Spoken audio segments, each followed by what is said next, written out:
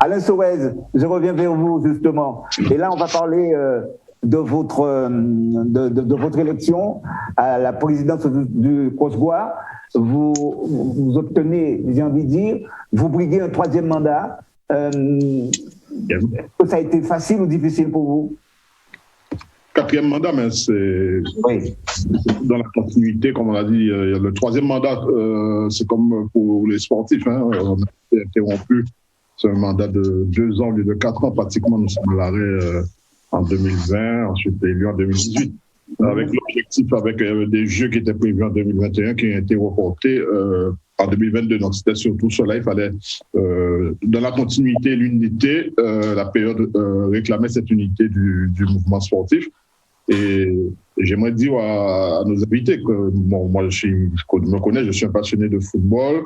Je rends hommage à Christian Ajax, d'ailleurs, que j'ai eu le plaisir de côtoyer lorsque j'étais jeune président de la Juventus. Et comme l'a dit le président actuel, c'était un transmetteur. Donc, j'ai beaucoup apprécié tout ce qu'il m'a transmis, et notamment la maîtrise des règlements. Alors là, c'était son dada. Et donc, ça nous sert beaucoup. Mais j'aimerais quand même dire que ce qu'il nous faut avant tout dans cette période difficile, c'est d'avoir des objectifs. Et moi, vous connaissez ma passion pour l'international. Donc, effectivement, il nous faut cocher sur notre calendrier ces rendez-vous internationaux, expliquer aux dirigeants ici en Guadeloupe qu'à un certain niveau de compétition, nos sportifs sont considérés comme des sportifs de haut niveau. Donc, il doit y avoir des facilités d'entraînement, donc des dérogations, même en cas de confinement, parce que quelle que soit la situation, il faudra bien essayer, si la Gold Cup, par exemple, est maintenue, il faudra bien qu'il y ait la sélection de la Guadeloupe dans de meilleures conditions. Donc voilà, c'est surtout cela qu'il nous faut. Une des premières décisions de la nouvelle équipe du Cross-Bois a été de nommer le président du cyclisme, Frédéric Théobald, vice-président chargé des politiques publiques, en charge d'animer une cellule qui sera en contact direct avec la préfecture pour que dans les jours à venir, qu'on n'ait pas de surprises désagréables dans certaines décisions de la préfecture.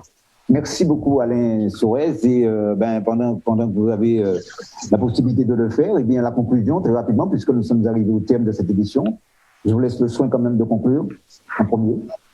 Bon, moi, comme je l'ai dit, il y a eu une formule appliquée au football qui permettait de traverser donc, cette mauvaise période de play-off. Donc, je l'ai dit dans l'état d'esprit, et comme l'a bien dit le président de CSM, il y a plusieurs catégories, il y a les jeunes, les moins jeunes.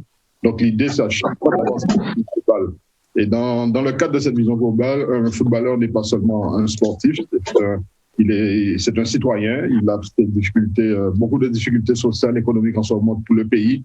Donc c'est pour ça que j'appelle malgré nos commentaires, malgré parfois même le président du Cross-Bois est parfois choqué, je le dis, dans les concertations avec les services de l'État, parfois nous ne sommes pas toujours d'accord, mais lorsqu'il y a un effort à faire individuellement au service de la collectivité guadeloupéenne, il faut le faire.